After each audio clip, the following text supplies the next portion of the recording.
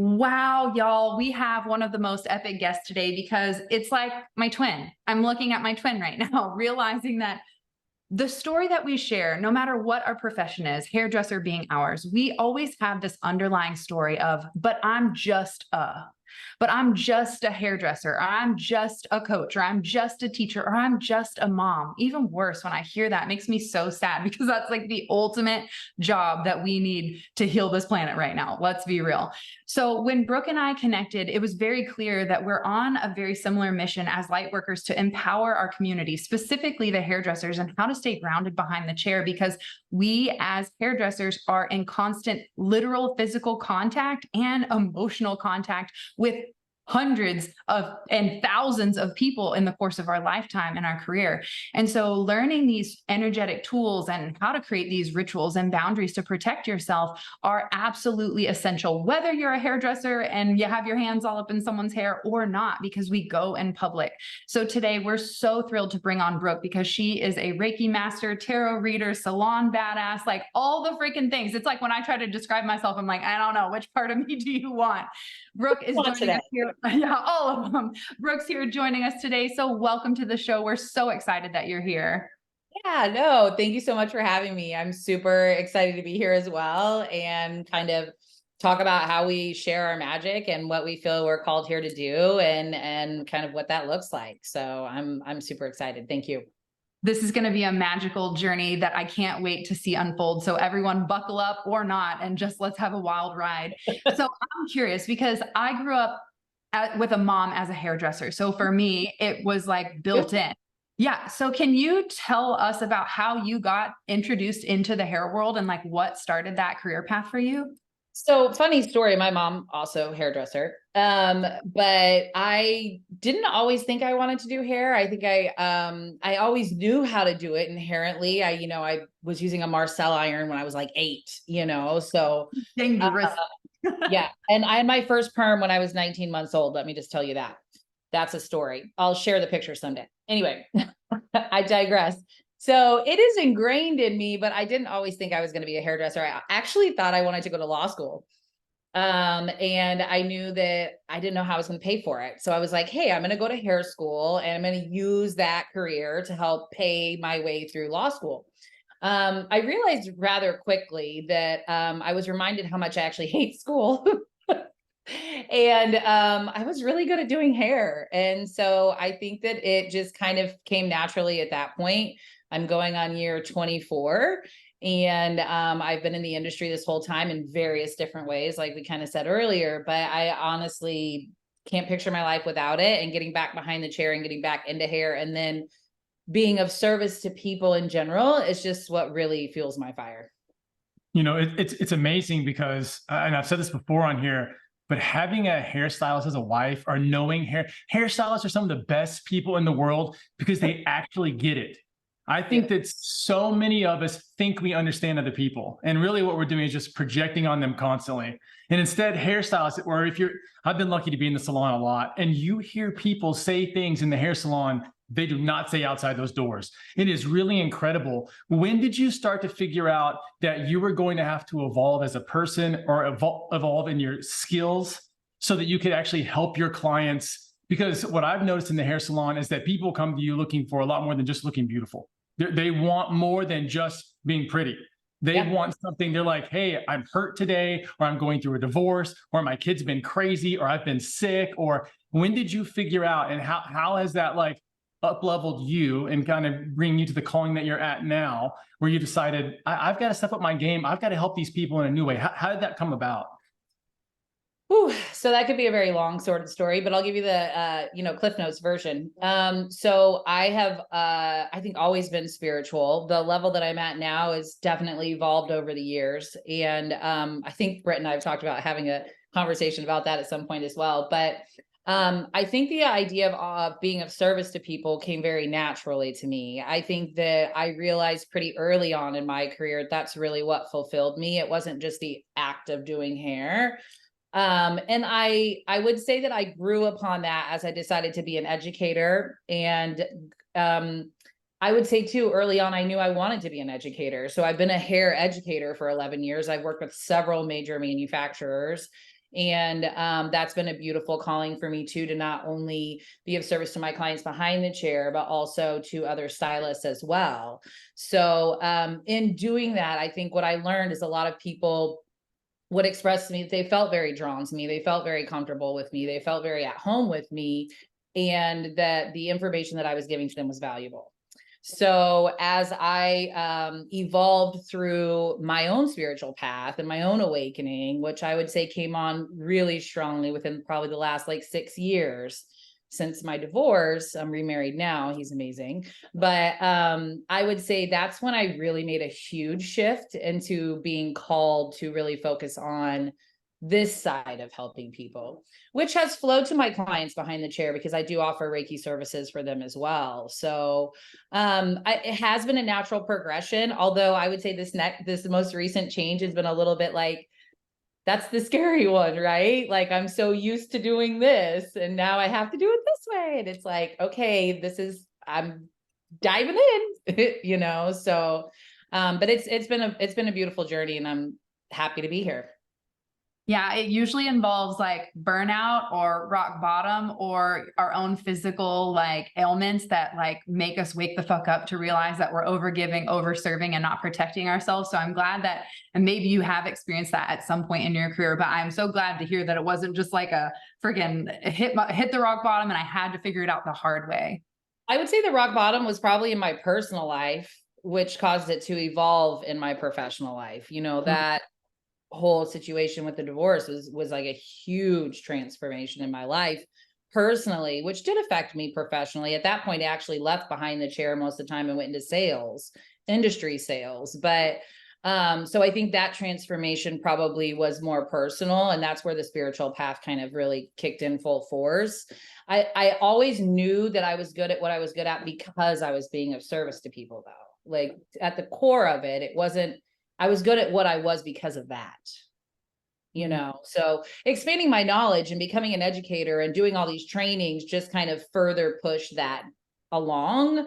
But it was always like, even in sales, you're a really good salesperson. No, I love giving people something that I think is of value to them. And I do agree with you, Chris. I mean, we're therapists. You know what I'm saying? Like, we're not But just we don't get paid insurance, which is bullshit. We really should get trained in hair school how to do therapy. I mean, they come in our chair and they're just like, boom. But I will say, since I've made this change, you really do attract what you put out. And I cannot believe how many healers and all of these different spiritual people that are curious about spirituality have ended up in my chair just by me posting a thing on Facebook. It's wild. Isn't it so beautiful how you literally become a magnet for what you be and what you are? I know that when I finally had the courage, like in Texas, to come out of the spiritual closet as a psychic medium tarot reader, I started pulling cards for my clients behind the chair, and some of them like left real fast, like in a hot splickety, like hot split, whatever that word is, like they were fucking out of there. Bye. But then that made room, like your divorce did. It made room when we let go of unaligned relationships to bring in the ones that are going to meet you at that next level of consciousness, elevation, growth, education. It's so cool to hear that that happened in your life too, because when I finally was like, okay, y'all, I'm a medium. I can tell you things.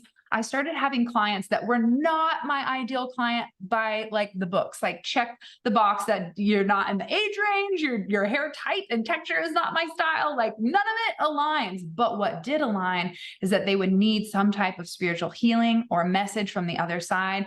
And it became very evident that when this like quite a bit older lady, we're not going to call anyone out, like great grandma vibe, like great grandma vibes, kept calling all day. Hey, I'm going on a trip tomorrow. Can you please get me in? And I'm like booked for months, as you probably are. And for me, I'm like, I'm so sorry, ma'am, I can't do this for you. If I get a cancellation, you'll be the first one I call. And my thought was like, yeah, right. Like that's probably not going to happen. But guess what? My last client had to reschedule, and I called her up and I said, get your ass up here. I've got an opening for you. And she walked in the door. And the first thing she said to me, Brooke, this is when I knew that I was truly attracting people at that next like spiritual connection level. She walked through the door, and the first thing that old lady said to me was, today's the 1 year passing of my father. I'm like, and my light, I have this magical light that turns on and off in my salon. Are you kidding me? I was like, well, ma'am, I am a medium. So I have a feeling that you are meant to be here today. So you're exactly right. When you have the courage, that's what it takes. You said this is the scary part, but it's the courage that is what's attracting that next level client, next level partnership, next level deal, next level relationship, anything. And so I'm so just thrilled to hear like other people's manifestation magic unfolding in a way that doesn't have to be hard. It can be effortless, because when you change the inside, you can't help but have the outside reflect. I mean, it's all about perspective, really, at the end of the day. I think everything beautiful to me lies on the other side of fear. You know what I'm saying? There are those, nothing great comes from comfort zones. I live that. You know what I'm saying? Like, I'm like, if I know, I have this saying, the universe drives the bus, and if I get off and take a detour, I'm always going to end up back where I'm supposed to be, but it can be a little more painful, right? So if I just let the universe drive the bus and I trust my intuition, and I know that like, hey, this may feel scary, but on the other side of that fear is going to be something even better.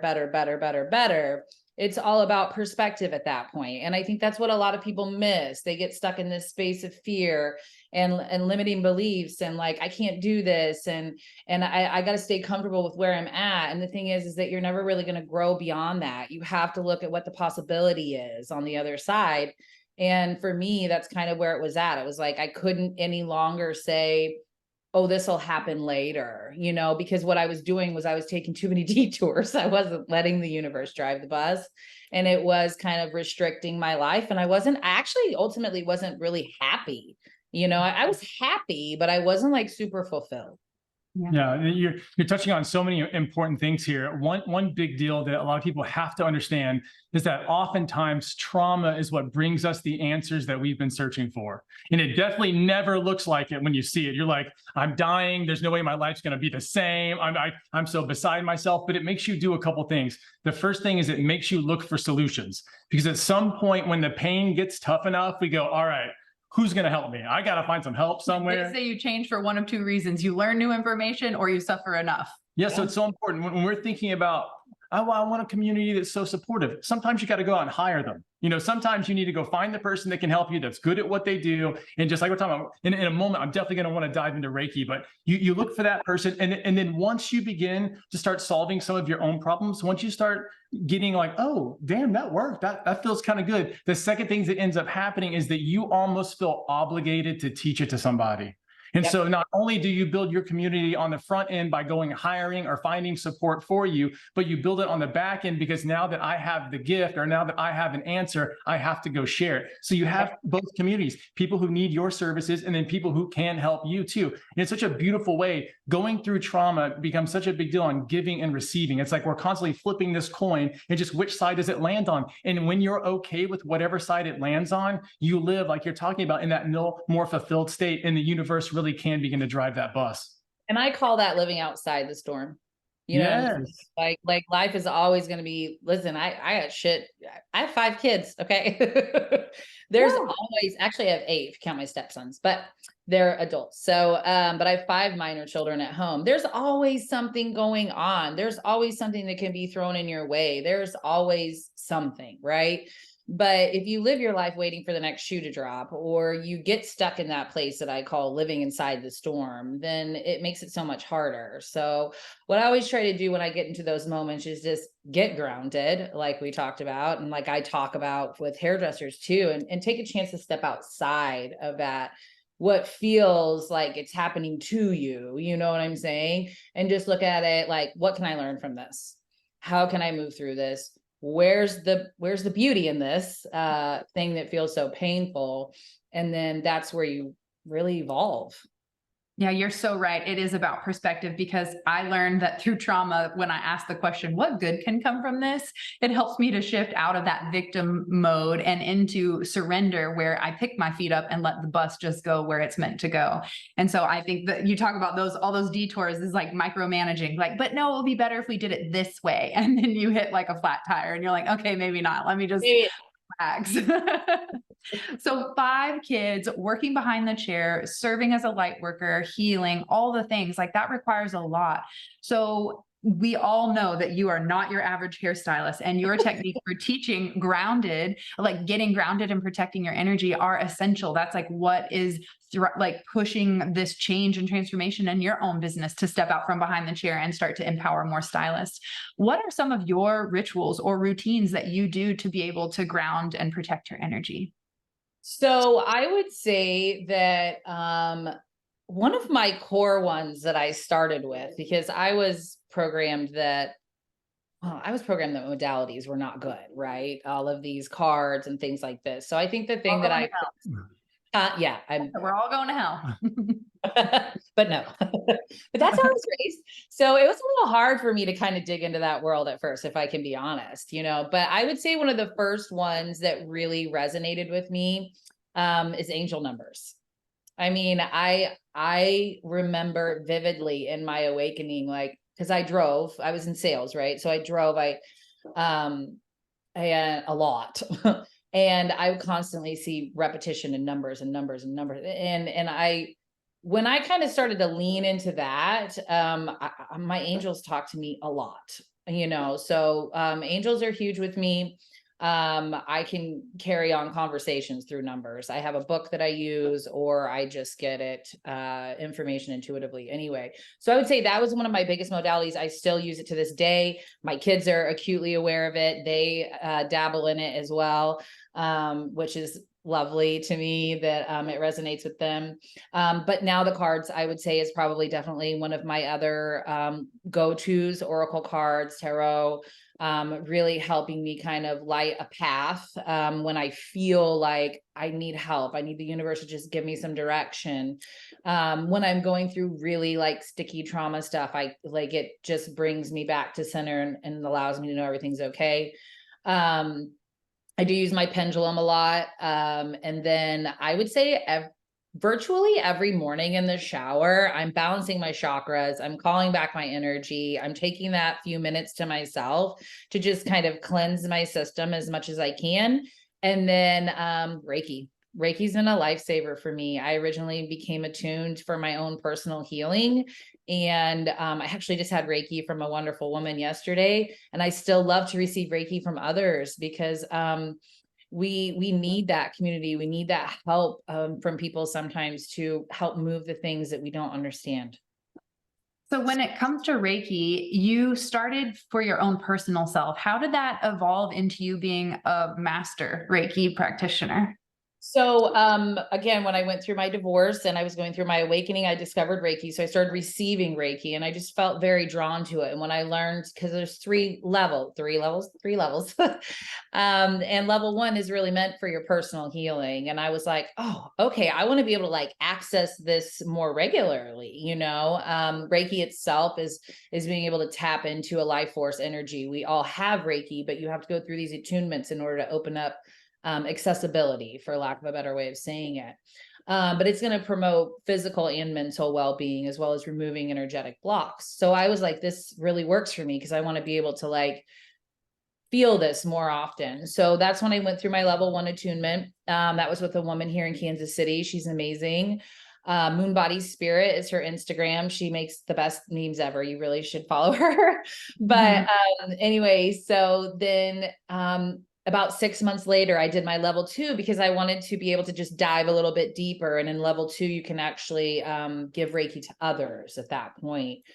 I think I thought I was going to use it that way originally, but again, you know what? I was jumping off the bus, so I let it evolve and I did my level 3.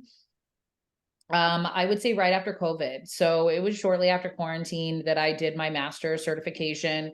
And that was a move forward for me because I really wanted to be able to step into doing attunements for others. And I did spend a period of time doing attunements for others, as well as teaching classes with a friend here, 2 hairdressers, about protecting your energy behind the chair. So I kind of started dabbling in that, I would say, in 2020. So what's one of the first ways that a stylist could protect their energy before they go into the salon for the day? So I didn't mention this earlier because of all the modalities, but smudging. I'm huge at smudging, clearing my space with sage or Palo Santo incense. I do also have like just like air spritzes if I don't feel like burning is accessible. But I do that every day. I walk into the salon, I will smudge some way, and then I'll pull a card. I do have the universe has my back on my station. I keep selenite around since as a natural grounder. My whole house is kind of like an altar here. So I try to take that into my workspace as well. And I will say that it does give a general calm to start each day. I think you're so right. And I'm sure her salon looks so much. I'm like, well, I have my Shine from the Inside Oracle on my thing with a rainbow freaking smudge stick. And like, I've been called by the office, like, are you lighting sage in your, like, are you lighting incense? Like, what is that smell coming from your room? Like, must be clearing out y'all's bad energy. So Yeah. I think all of us woo-woo hairdressers have the Air Professional Amethyst spray to clear That's where I was talking about. Totally know. I'm like, girl, we put those in the goodie bags at all of our goddess retreats because it is like Awesome. crack to me. When I smell that smell, I'm instantly transported back to like my sacred space at the retreat where I feel like empowered and safe and all the things. So when I spray it at the salon, I take that energy with me, and it's like how I start every day before, or I'm not there every day, but when I am in the salon, that's how I start my day. So I am on that. Sorry to interrupt. It is a good way to reset between clients as well. Absolutely. Yeah. So if you're having a client who's having a really hard time, or you and your client are having a really hard time, let's be honest, it happens. That spray can make a big difference as well, to just kind of hit a little reset for everybody.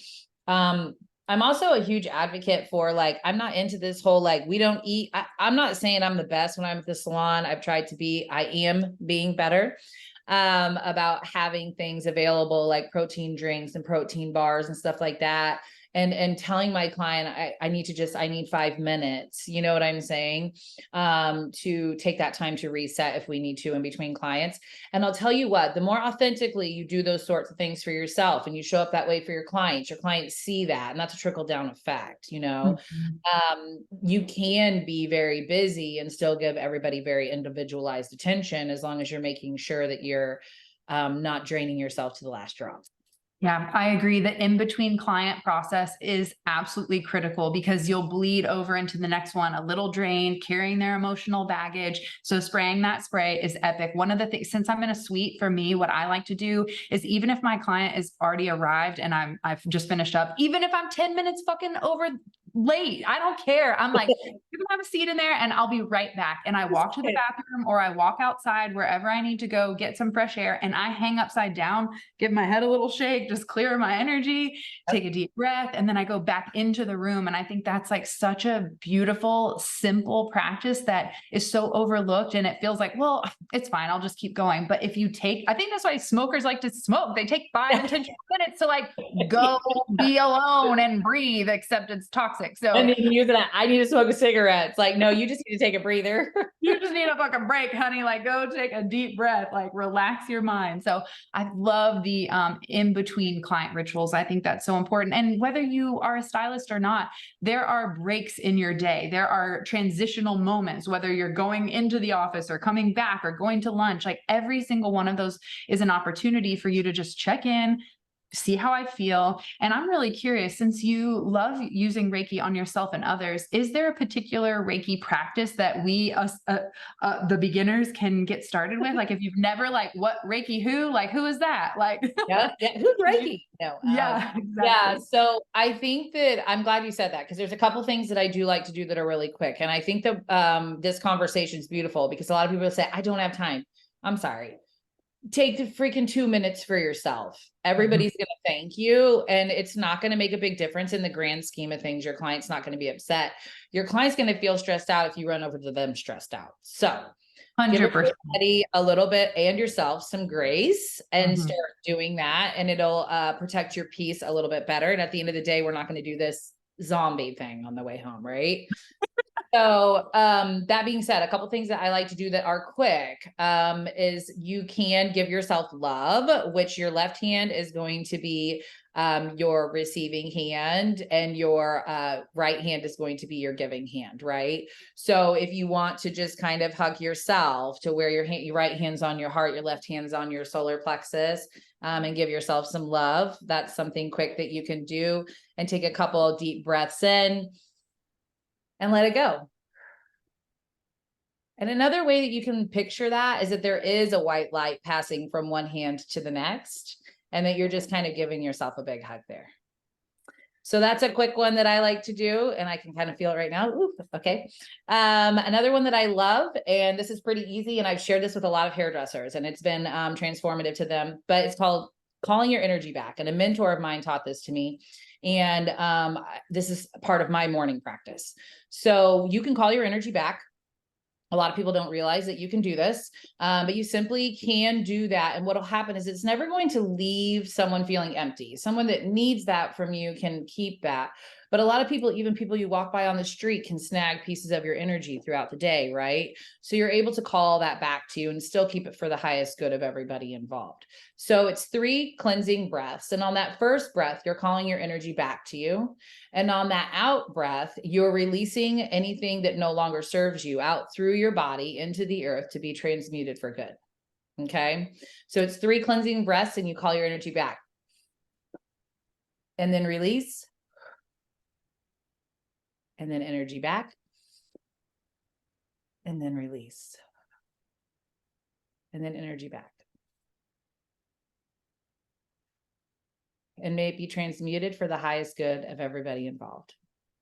And that to me is always a very peaceful reset. And it takes, what was that? I don't even know, 2 seconds. Yeah. And I already feel just even more like calm and relaxed. I actually do it at the end of my day. I love that you do it at the beginning. I'm going to just do both because I'm a Libra, and that's always the answer is both.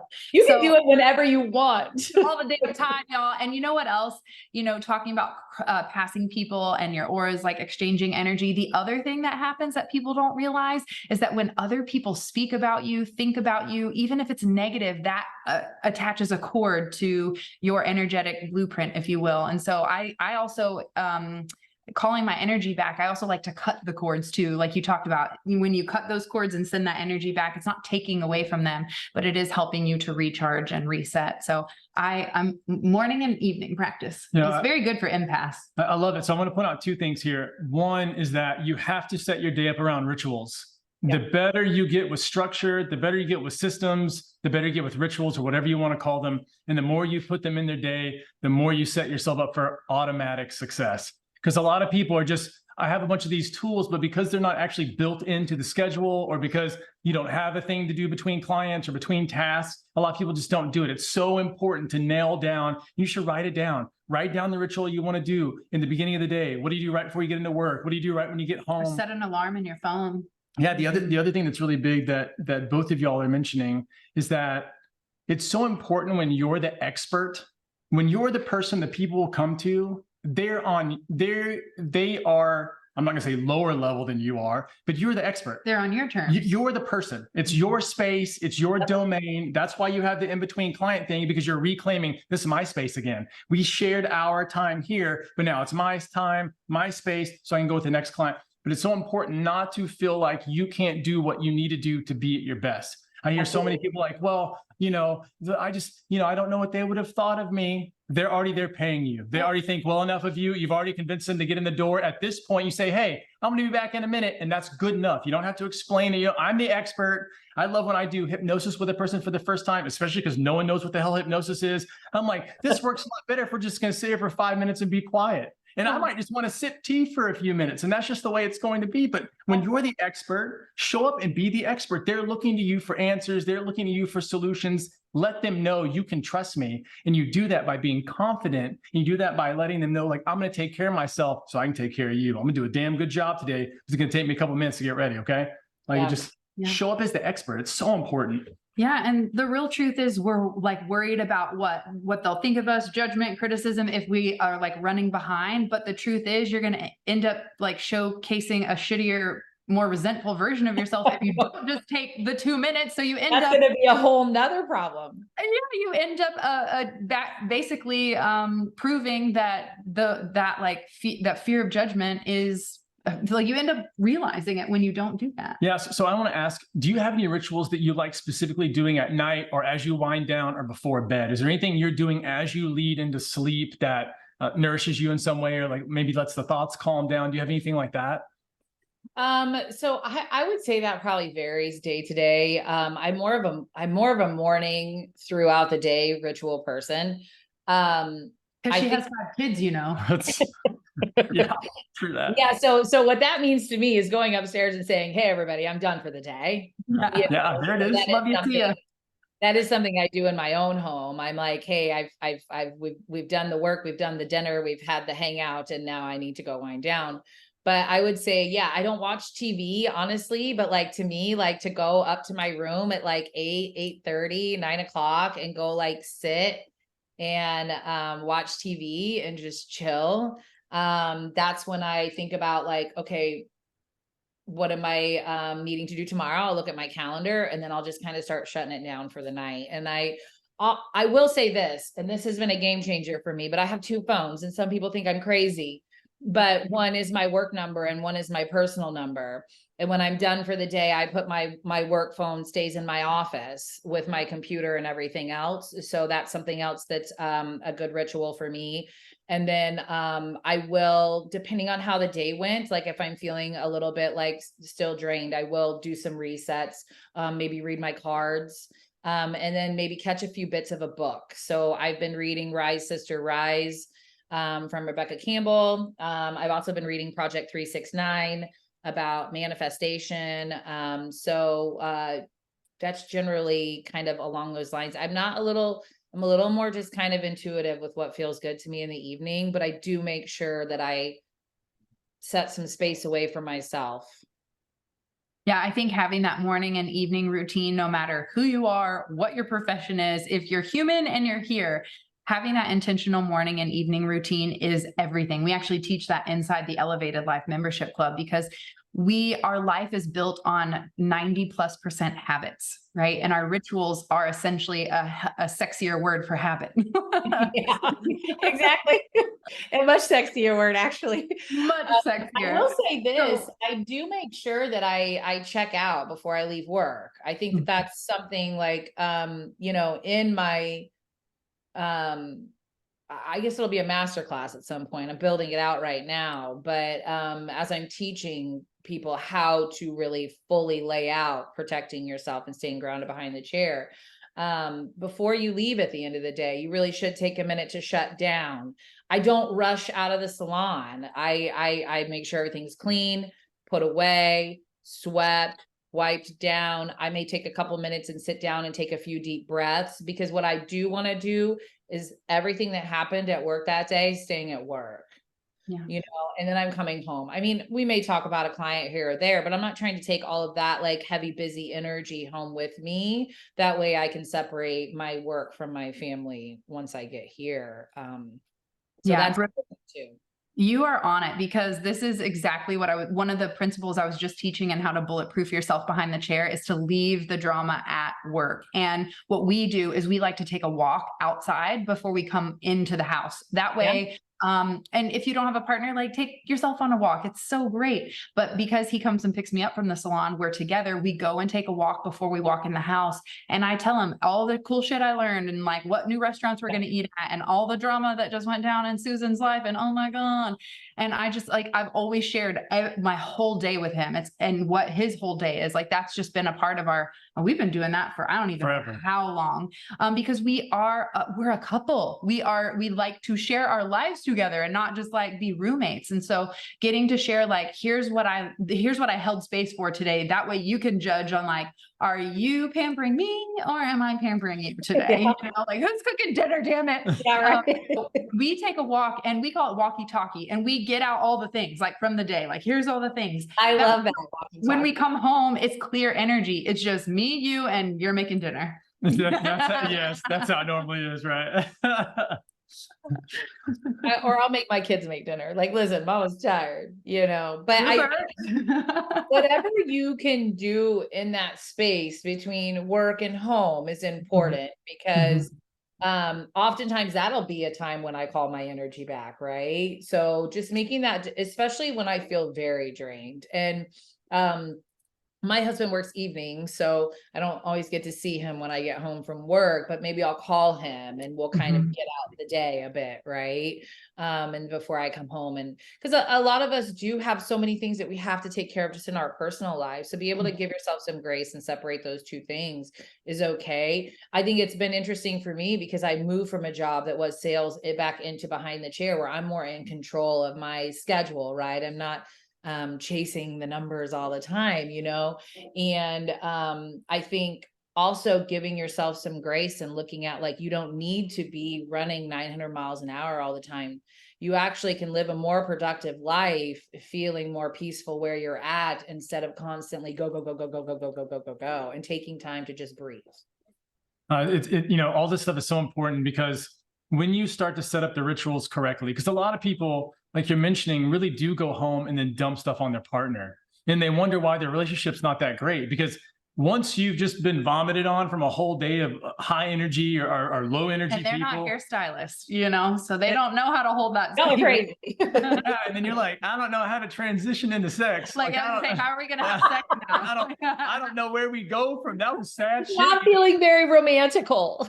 Yeah, like what are we gonna do? Like, I don't know what to do, babe. And so it's so important to be able to pull that energy out of yourself. Doing like Reiki, doing energy practices, having rituals, calling your energy back, like how important that is. And like, as guys, we're starting to finally wake up to this. We're like starting to, you know, we're starting to like, damn, that's working for her. Maybe I should pick up on this. You're right. You get sex. See, I told those.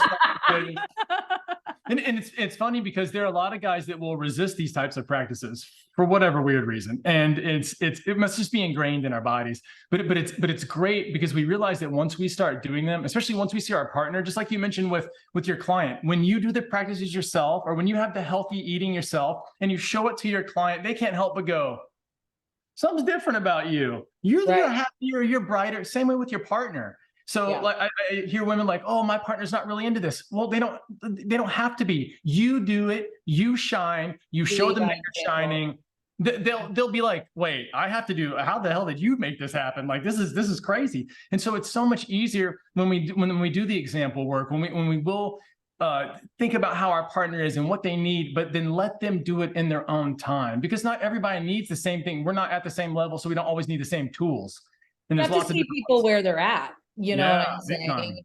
And, you know, I am blessed, and I have huge gratitude for my husband because he is on a similar path as me. And I think that we both evolved a lot before we met each other. And now we're here to help each other continue to evolve together. And I think that one of the big, brought to mind one of the big changes you said, when was another big shift for you into what I'm doing right now, was at the end of last year. I was in distributor sales, and it had become very numbers. And I wasn't really doing hair anymore because I'd had a salon at home since COVID, but with all the people that live here, I thought I didn't want to do hair anymore. So I'd pretty much quit. And he looked at me one day and he goes, there's something wrong with you. He was like, you just are not yourself. And so I started digging into that. And I was like, I thank him for realizing that and being open enough to who I was and what my spirituality had been in the past. So I started doing yoga again. And that's when I really started going like, wait a minute, I was missing these pieces. I was missing these rituals. I was missing this connection of being in service. It was becoming about money, and Matt honestly blocks the flow of abundance at the end of the day. So although I was like very successful in this other business, I walked away from it because I wasn't doing what I feel my true calling is. And since I made that leap, all of this has really started to kind of evolve from there as well. But having a partner or someone in your life, a family member, ultimately, whoever it is, that's willing to say those things to you is also very helpful. You know, it reminds me so much of the philosophy that is the foundation for our Evolved Couples Retreat. And that's one of the first things Chris ever told me when we started dating 17 years ago. He said, true love is investing in another's spiritual growth. Yeah. I had no fucking clue what he meant 17 years ago. I'm like, well, that's cool. But like, are you gonna like buy me some cool shit? Like, hello, I was 20. I didn't know anything. But now today, teaching like how to evolve the relationship and intimacy in your relationship, it all was built on that philosophy of investing in another's growth. And that's exactly what your partner did. Instead of being afraid and people pleasing and not saying like, I'm noticing something, like you're not yourself. I mean, Chris just called me out just a couple months ago. I was like, babe, what is going on? Are you okay? And I went through the same shift. And I think that happens on a more regular basis than we even realize. And sometimes it extends for a long period of time and you stay in that stagnant energy. So having a partner, having a friend, having a coach, a mentor, a fucking somebody, even a dog might could call you out too. Be like, Mom, what is going on with you right now? Because like you ain't quite taking care of yourself. my cat, no, he knew when I was out of sorts, he'd be like, Mom, are you okay?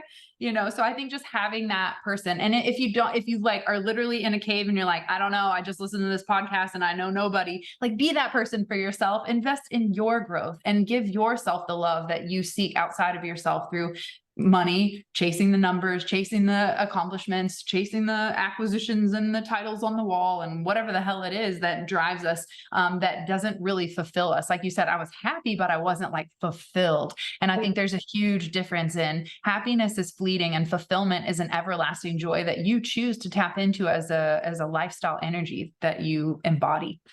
Sure. And I think that that's ultimately what really probably brought me full circle to here. Not probably, definitely brought me full circle to here, because once I got back behind the chair and started working with people again and started educating and, realizing that my true north is being of service to people as I am a light worker and being able to talk about it. Because I think too, there's this stigma around all these things, especially with how I was raised. And I just don't care anymore. Like that's in like a true to me kind of way, not in a mean, aloof, negative way, but in a like, I have to be authentically me, and like either you like with it or you're not, and it's definitely shown that more people are with it than not. And that's a happy place for me. And so I am super excited to be just kind of continuing to grow. You mentioned Not the Average Stylist earlier. That's kind of been my hairdresser thing for 20 years, but evolving my mindset coaching and my Reiki to the grounded stylist is really what my calling is moving forward. And so I'll maintain that obviously for my salon clients, but there will be exciting things coming. I am going to be offering Reiki attunements. I think it's a great thing for hairdressers to jump into, showing them how they can utilize those services behind the chair. I implement Reiki services, tarot card readings at the salon, but I also just started offering Reiki wash and scalp treatment, so just something easy that can be added on at the shampoo bowl. So those are all things that like I want to talk about. I want people are excited about stuff like that. I have people ask me like, oh, how can I implement this in my day-to-day too for clients? Because people are asking for things like these. Brooke, where can people find this information? How can they connect with you? So that's a work in progress, but I will have a website coming. I expect it to be launching. You can get on there, but it's not already yet. thegroundedstylist.com. You can get to me on Instagram at thegroundedstylist _ and reach out to me, DM me. I do have a freebie that I'm revamping right now, but those links to access the Mindfulness for Stylists freebie are on my Instagram. And you also can book one-on-one intuitive coaching with me if you're interested in Reiki. Like we can talk about what that looks like. But all of those things are accessible for sure on my Instagram at The Grounded Stylist. So we always love to close the show by asking, what does living an elevated life mean to you? Oh, you know what? I heard you ask somebody else this and I was thinking about it and then I was like, oh, what would I say? I think that for me, I think just continuing to move forward, making sure that I follow my intuition. And that's really what's brought me the most peace in my life, is just to listen to the little voice. That little one that feels really quiet is usually the one you should be listening to. And just try to find the light, because on the other side of shadows is always light. So What a beautiful message. So aligned. I feel like I'm talking to my freaking twin over here, and it's so good to know that we are not alone, because being a woo hairdresser felt like I was like one in a bazillion. And now the more of us have courage to speak up, to share that we feel things, that we know things, that we can help you heal through things. I think it's just so beautiful. And I'm so proud of you for having the courage to shine your light and make a massive impact in the world. So thank you, Brooke, for being a special part of today's episode, and we will catch you guys next week. Peace.